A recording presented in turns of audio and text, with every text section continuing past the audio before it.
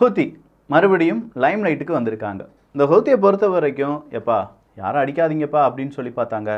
America சில பல நாடுகள் கூட சேர்ந்து நாங்கள் இந்த மாதிரி ரெட் சி டாஸ்க் ஃபோர்ஸை உருவாக்குறோம், இனி பார்த்துக்கோங்க ஹவுத்திக்கு பெரிய அளவு அழிவு தான் அப்படின்னு சொன்னாங்க.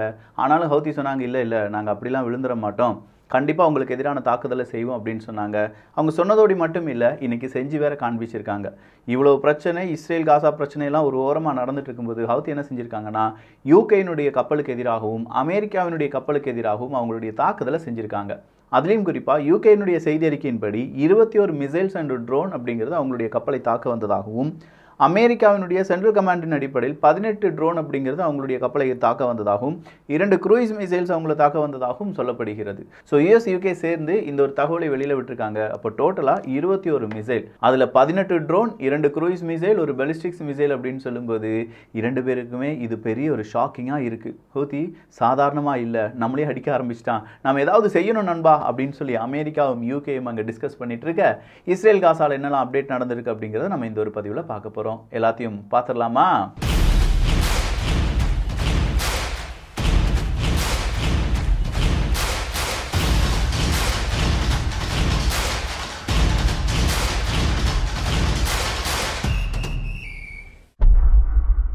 ஸ்டாப் காசா இக்னைட்டிங் வைடர் வார் அப்படிங்கிறது தான். ஸ்டாப் காசா இக்னைட்டிங் வைடர் வார் அப்படிங்கிறது என்ன? ஒன்றுமே இல்லை, அமெரிக்காவினுடைய இப்போதைய ஒரே ஒரு தாரக மந்திரம். அந்தோனி பிளிங்கன் அவர்கள் எல்லா இடத்துக்குமே ஊர் சுற்றிலாம் வந்த பிறகு அவர் சொல்கிற வார்த்தை, எப்பா இந்த யுத்தம் எல்லா நாடுகளுக்கும் பரவிடக்கூடாது, அப்போ எல்லா நாடுகளும் எனக்கு ஆதரவாக இருங்க அப்படின்னு சொல்லி அமெரிக்கா அவங்களுடைய ஆதரவு நிலைப்பாடை கோரிட்டு இருக்காங்க. இதுக்கு மேலேயும் கண்டிப்பாக ஹாஸ்டேஜ் ஸ்வாப் அப்படிங்கிறதுலாம் நடைபெறுவதற்கான வாய்ப்பே கிடையாது. அந்த அளவுக்கு இருக்கிற டோரெல்லாம் அடைச்சிட்டாங்க இஸ்ரேல். இனி ஏதாவது நடைபெற வேண்டும் என்றால் அதிசயம் அற்புதம் நடைபெற வேண்டும் அப்படின்னு சொல்லியிருக்காங்க. ஏன்னா நேற்று கூட இஸ்ரேலுடைய படை ஹமாஸினுடைய ஒட்டுமொத்தமான டனல் ஸ்ட்ரக்சர், நார்த்தன் சைடில் இருக்கக்கூடிய டனல் ஸ்ட்ரக்சர்லாம் குண்டு வச்சு அழிச்சிட்டு இருந்தாங்க அப்படிங்கிற தகவல் வெளியானது. அந்த தகவலை வெளியில் விட்டதே இஸ்ரேலினுடைய ஐடிஎஃப் தான். அந்த தகவல் மட்டும் கிடையாது, அந்த ஃபூட்டேஜ் எல்லாம் வெளியில் விடுறாங்க. எப்படி அவங்க டனல் ஸ்ட்ரக்சர் அழிக்கிறாங்க, என்ன மாதிரியான குண்டுகளை யூஸ் பண்ணுறாங்க, எந்த மாதிரியான மெஷின் கன்லாம் யூஸ் பண்ணிட்டு இருக்காங்க, அதே மாதிரி எப்படி அவங்களுடைய டனல் ஸ்ட்ரக்சரில் ஒரு இடத்துலேருந்து இன்னொரு இடத்த கண்டுபிடிக்கிறாங்க அப்படிங்கிற கம்ப்ளீட் டீட்டெயில்ஸை வெளியில் விட்டுருந்தாங்க. ஸோ இந்த டனல் ஸ்ட்ரக்சரை அழிப்பது அப்படிங்கிறது இஸ்ரேல் ஹமாஸ் பிரச்சனையில் இஸ்ரேலினுடைய மிகப்பெரிய நோக்கம். அந்த நோக்கத்தை கொஞ்சம் கொஞ்சமாக நிறைவேற்றிட்டு வருகிறார்கள். அடுத்ததாக காசாவினுடைய ஹெல்த் மினிஸ்ட்ரி அறிவிப்பின்படி கிட்டத்தட்ட 23,000 மனிதர்கள் கொல்லப்பட்டிருக்கிறார்கள், 57,000க்கும் அதிகமான நபர்கள் காயமடைந்திருக்கு. அதுல நிறைய பேருக்கு உதவிகள் தேவைப்படுது, உயர் சிகிச்சை தேவைப்படுது அப்படின்னு சொல்லியிருக்காங்க. ஒரு மணி நேரத்துக்கு 11 பாலஸ்தீனியர்கள் கொல்லப்பட்டு கொண்டிருக்கிறார்கள் என்பதுதான் குறிப்பிடத்தக்கது. ஸோ ஒவ்வொரு மணி நேரத்துக்கும் 11 நபர்களை கொஞ்சம் குவித்து வருகிறார்கள் இஸ்ரேல் அப்படின்னு சொல்லும்போது, சவுத் ஆப்பிரிக்கா இவங்க இனப்படுகொலை செய்கிறாங்க அப்படின்னு சொல்லி ஐசிஜியில், இன்டர்நேஷனல் கிரிமினல் கோர்ட் ஆஃப் ஜஸ்டிஸில் கொண்டு ஒரு வழக்கை போட்டாங்கல்ல, அந்த வழக்கினுடைய விசாரணை கொஞ்சம் இழுன்னு இழுக்க போகுது அப்படின்னு சொல்கிறாங்க. ஏன்னா இஸ்ரேல் சொல்கிறாங்க, இல்லை நாங்கள் அந்த மாதிரி தவறுகளை செய்யலை, நாங்கள் இனப்படுகொலை செய்யலை, எங்கள் நாட்டை பாதுகாப்பதற்கான அந்த ஆயத்த முயற்சிகளை தான் நாங்கள் ஈடுபட்டு இருக்கோம் அப்படின்னு சொல்லும்போது கிடையாது அப்படின்னு சொல்லி நிறைய ஆதாரங்களை சவுத் ஆப்பிரிக்கா உட்பட நாடுகள் கொடுப்பதற்கான வாய்ப்புகள் இருக்குது. அதை விட கூடுதலாக இன்ஃப்ளூயன்ஸ் அப்படிங்கிறது அங்கே ஒரு பெரிய கேமை ப்ளே பண்ண போகுது. அப்போ அந்த influence international criminal court of ஜஸ்டிஸாக இருக்கட்டும், இல்லாட்டி யூஎன்னாக இருக்கட்டும், இங்கே எல்லாமே மேற்குலக நாடுகளுடைய இந்த இன்ஃப்ளூயன்ஸ் இருப்பதனால தான் இப்போதைக்கு இஸ்ரேலுக்கு பெரிய தண்டனை எதுவும் கிடைக்காது. இந்த வழக்கு விசாரணை வேண்டும் என்றால் நீண்டுகிட்டே போகும் அப்படின்னு சொல்றாங்க. இன்னைக்கு 3 மணிக்கு மேல, அதாவது ஏமன் நாட்டினுடைய டைம் படி 3 மணிக்கு மேல முக்கியமான அறிவிப்பு வெளியாகும் அப்படிங்கிற ஒரு தகவல் வெளியாகி இருக்கிறது. ஸோ ஹவுத்தி மறுபடியும் இந்த அட்டாக்கை நடத்திட்டாங்க அப்படிங்கிறது கூட இந்த ஒரு தகவலாக இருக்கலாம். கூடுதலான அப்டேட் ஏதாவது வெளியில வரும்போது அது வியூகத்தில் பகிரப்படும். அல் குசாமினுடைய ஒரு சோல்ஜர் என்ன தெரியுமா செஞ்சிருக்காங்க, இன்னைக்கு இஸ்ரேலினுடைய ஒரு ராணுவ வீரர் மற்றும் ஒரு பீரங்கியை ஒரே ஆளா இருந்து அழிச்சிருக்கிறார் அப்படிங்கிறத ஒரு தகவலா வெளியில விட்டுருக்காங்க. அது மட்டும் இல்லாம அபு பைதாவினுடைய ஸ்டேட்மெண்டின் அடிப்படையில் 22 இஸ்ரேலினுடைய ராணுவ வீரர்களுக்கு காயத்தை ஏற்படுத்தி இருக்கிறோம், ஹிஸ்புல்லா லெபனான் சைடுல இருந்து இந்த காயத்தை ஏற்படுத்தி இருக்கிறோம் அப்படிங்கிற தகவலும் வெளியாகி இருக்கிறது. அடுத்ததா இந்த உலகெங்கிலும் இருக்கக்கூடிய நாடுகள்ல ஒரு குளோபல் மூவ்மெண்ட் வர்றதுக்கான வாய்ப்புகள் இருக்கு, அதுவும் நெக்ஸ்ட் சாட்டர்டே அப்படின்னு சொல்லியிருக்காங்க. என்னன்னு சொல்லி பார்க்கும்போது, பாலஸ்தீனத்துக்கு நீங்க ஆதரவாக இருக்கீங்களா அப்படின்னா உங்களுடைய ஆதரவை ஒரு ரேலி வழியா காண்பீங்கள் அப்படிங்கிற ஒரு குரல் தான். அந்த குரல் அப்படிங்கிறது எல்லா நாடுகளிலும் பேசப்பட போகிறது. ஸோ பாலஸ்தீனத்துக்கு ஆதரவான அமைப்புகள் எல்லாருமே ஒன்றிணைந்து ஒரு குளோபல் மூவ்மெண்ட் அப்படிங்கிறத ரன் பண்ண போறாங்க. அது பெரிய அளவில் பேச வைக்க போகிறாங்க அப்படிங்கிற தகவல் வெளியாகி இருக்கிறது. ஸோ இது பல நாடுகளையும் கொஞ்சமாக அவங்க என்ன செஞ்சாங்க, அப்செட் ஆகியிருக்காங்க. ஸோ எந்தெந்த இடத்துல இந்த மாதிரி கூட்டங்கள் கூட போகின்றன, அதை தடுத்து நிறுத்த வேண்டும் அப்படிங்கிற தகவலையும் பல நாடுகள், நிறைய நாடுகள் அதற்கு ஆயத்தமாயிட்டு வராங்க.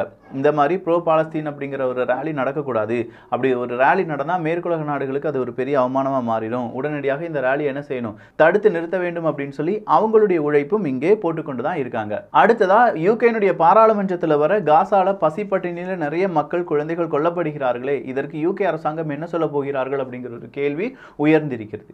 பொதுவாக யூகே அப்படின்னு சொல்லும்போது ரஷ்யா உக்ரைன் போரை பற்றி பேசுவோம்ப்பா, ஆனால் இஸ்ரேல் ஹமாஸ் பற்றி நாங்களாம் பேச மாட்டோம் அப்படின்னு சொல்லிட்டு இருந்தாங்களே. இப்போ அங்கே இருக்கக்கூடிய மக்களே, அங்கே இருக்கக்கூடிய அரசியல்வாதிகளே, இஸ்ரேல் ஹமாஸில் அங்கே என்னெல்லாம் நடந்துட்டு இருக்கு, அங்கே இருக்கக்கூடிய மக்கள் பசியுடன் இருக்கிறார்களே, அதற்கு யூகே அரசாங்கம் என்ன செய்ய போகிறார்கள் அப்படிங்கிற கேள்வியை கேட்டு வராங்க. ஈராக்கை பொறுத்த வரைக்கும் அமெரிக்காவினுடைய ட்ரூப்ஸை ஈராக்லேருந்து வெளியேற்றுவதற்கு ஈராக் தயாராகி வருவதாகவும், அதனால் ஏற்படக்கூடிய இழப்புகள் என்ன, அதனால் ஏற்படக்கூடிய நன்மைகள் என்ன அப்படிங்கிறத அசஸ் பண்ணிட்டு இருக்கோம். அந்த அசஸ்மெண்ட் முடிஞ்சுன்னா ஈராக்கை விட்டு அமெரிக்காவினுடைய அந்த படையை விரட்டி விடுவோம் அப்படிங்கிற ஒரு தகவலை சொல்லியிருக்காங்க. அப்போ ஈராக்லேருந்து அமெரிக்காவினுடைய படை விரட்டப்படும் போது கண்டிப்பாக ஈராக்குக்கு எதிராக இந்த துருக்கியினுடைய அட்டாக் அப்படிங்கிறது ரொம்ப கூடுதலாக இருக்கும். அதுவும் குர்தின மக்களுக்கு எதிராக, ஈராக்கில் இருக்கக்கூடிய அந்த படைகளுக்கு எதிராக துருக்கி பெரிய அளவில் போர் செய்வாங்க அப்படின்னு சொல்லி எதிர்பார்க்கப்படுகிறது. அப்போ ஈராக்கை விட்டு அமெரிக்கா வெளியேறினாலும், வெளியேறவில்லை என்றாலும் ஈராக்குக்கு பெரும் சிக்கல் தான். அந்த சிக்கல் எது வந்தாலும் நான் பார்த்துக்கிறேன்ப்பா, நீங்கள் எங்கள் நாட்டை விட்டு வெளியில் போகிறதுக்கான வழியை பாருங்க அப்படின்னு சொல்லி ஈராக் சொல்றதுக்கான வாய்ப்புகள் அதிகரித்து வருகிறது. அடுத்ததா ஈரான் தான். இந்த அல் குசைன் சுலைமானி அவர்கள் கொல்லப்பட்டார். அப்படி கொல்லப்பட்ட பிறகு 4 ஆண்டுகள் அவருக்கான நினைவேந்தல் அப்படிங்கிறது வருது.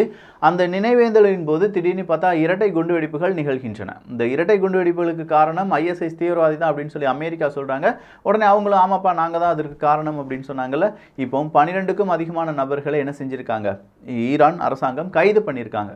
இந்த தாக்குதலுக்கும் உனக்கும் சம்பந்தம் இருக்கு, உனக்கு டிரான்சாக்ஷன் இதை நாங்கள் பேஸ் பண்ணி இதை பார்த்துட்டு இருக்கோம். ஸோ இந்த மாதிரி பல சந்தேக நபர்கள், சந்தேகிக்கக்கூடிய பல இன்ஸ்டிடியூட்ஸ் அப்படிங்கிறதை சார்ந்தவர்கள் எல்லாருமே கைது செய்யப்பட்டு வருகிறார்கள். இப்போ 12க்கும் அதிகமான நபர்கள் அப்படிங்கிறது ஒரு வாரம் பிறகு ஒரு 30-40 நபர்களுக்கும் அதிகமான நபர்களை கைது செய்திருக்கலாம் அப்படிங்கிற ஒரு தகவல் வெளியாகிறதுக்கான வாய்ப்புகள் இருக்கின்றன. ஸோ சுலைமானி அவர்களுடைய இறப்புக்கு நீதி தேடிக் கொண்டிருக்கும் ஈரானுக்கு அடுத்த ஒரு சிக்கல், சுலைமானி அவர்களுக்கு நினைவேந்தல் ஏந்த வந்த நிறைய பேர், ஒரு 100 கிட்ட மனிதர்கள் இறந்துட்டாங்க, அவங்களுக்கு நம்ம நீதியை எப்படி பெற்றுத்தர போகிறோம் அப்படிங்கிற ஒரு குழப்பத்திலும் இருக்கிறது. யுனைடெட் அரப் எமிரேட்ஸினுடைய மூவர்ஸ் அண்ட் பேக்கர்ஸ் அப்படின்னு சொல்லுவோம்ல, அவங்க என்ன செய்கிறாங்கன்னா அங்கேருந்து, அதாவது இஸ்ரேல் மற்றும் இந்த ரெட் சீலெல்லாம் நிறைய கிரைசிஸ் நடந்துட்டு இருக்கிறதுனால அவங்களுடைய ஷிப்மெண்ட்டில் நிறைய டிலே வந்துட்டு இருக்கு. இதற்கு அங்கே இருக்கக்கூடிய வாடிக்கையாளர்கள் எங்கள் கூட கொஞ்சமாக சமாதானமாக போய் தான் ஆகணும், வேறு வழி கிடையாது, நம்ம ரெட் சீல வர்றதுனால தான் உங்களுக்கு இவ்வளோ பெரிய எரர் வந்துட்டு இருக்கு, அதனால தான் எங்களால் சீக்கிரமாக டெலிவரி பண்ண முடியல அப்படிங்கிற கோரிக்கையை வச்சிருக்காங்க. யுனைடெட் அரப் எமிரேட்ஸே இந்த கோரிக்கையை வச்சிருக்காங்கன்னா ரெட் சீயை நம்பியே இருக்கக்கூடிய நாடுகளினுடைய நிலைமை கொஞ்சம் பயம்தான். நாப்லஸ், இந்த நாப்லஸ் அப்படிங்கிறது மேற்கு கரையில் இருக்கக்கூடிய ஒரு பகுதி. இன்னைக்கு மறுபடியும் ரைடு நடத்தியிருக்காங்க இஸ்ரேல். அப்படி நடத்தின இந்த ரைடில் கிட்டத்தட்ட 12 நபர்கள் இன்ஜூர் ஆயிருக்காங்க, காயமுற்றிருக்கிறார்கள் அப்படிங்கிற ஒரு தகவல் வெளியாகி இருக்கிறது. ஸோ மேற்கு கரையில் அவங்க நிறைய மக்களை கொன்று குவிக்கிறார்கள், அரெஸ்ட் பண்ணுறாங்க, அங்கேயும் தாக்குதல் நடத்துகிறாங்க. இன்னொரு பக்கமாக நார்த்தன் சைடு இருக்கக்கூடிய காசா பகுதி எல்லாமே அழிச்சிட்டாங்க. இப்போ மிஞ்சி இருப்பது சென்ட்ரல் காசா, கான் யூனிஸ் மற்றும் சதன் காசா பகுதிகள் மட்டும்தான். ஒரு முக்கியமான பவர் ஜெனரேட்டர் ஏரியாவை டார்கெட் பண்ணியிருக்காங்க இஸ்ரேல் அப்படின்னும், இதனால எனர்ஜி கிரைசிஸ் அப்படிங்கிறது காசா முழுவதுமாக பரவுவதற்கான வாய்ப்புகள் இருக்கு அப்படிங்கிற தகவலையும் இன்னைக்கு காசாவினுடைய அரசாங்கம் வெளியிட்டு இருக்கிறது. ஸோ இந்த குரூஷியல் பவர் ஜெனரேட்டர் அப்படிங்கிறது அங்க இருக்கக்கூடிய பல வீடுகளுக்கு இப்போதும் மின்சாரம் கொடுக்கக்கூடிய ஒரு பவர் ஜெனரேட்டர் மீடியமா இருக்கு. அதை இஸ்ரேல் தாக்கியிருக்காங்க அப்படின்னு சொல்லும்போது இந்த போரினுடைய அடுத்த கட்டமாக இது இருக்க வாய்ப்புகளாக மாறும். கடைசி அப்டேட் என்ன அப்படின்னு கேட்டீங்கன்னா, அந்த சவுத் ஆப்பிரிக்காவில் இஸ்ரேலுக்கு எதிராக எழுப்பப்பட்டு இருக்கும் இனப்படுகொலை கேஸ் தான். இதை ரொம்ப உன்னிப்பாக கவனிங்க. ஏன்னா சவுத் ஆப்பிரிக்காவால் மட்டும் இதில் வின் பண்ண முடியாது. சவுத் ஆப்பிரிக்காவுக்கு ஆதரவான நாடுகள், ஆதரவான குரல்கள் எக்ஸ் தளத்திலும் சோஷியல் மீடியா தளத்திலும் மிகப்பெரிய அளவில் உழைக்க வேண்டும். அதன் பிறகு இஸ்ரேலுக்கு என்ன தண்டனை கொடுக்கப்படுமா அப்படிங்கிறதெல்லாம் பொறுத்திருந்து பார்க்கலாம். ஸோ இந்த ஒரு காணொலி பற்றி உங்களுடைய கருத்துக்கள் இங்கே வரவேற்கப்படுகின்றன. எல்லோரும் வியூகத்தில், தமிழ் வியூகத்தில் இணைந்திருங்கள். நல்லதை பகிர்ந்து நல்ல சமுதாயத்தை உருவாக்குவோம். நன்றி, வணக்கம்.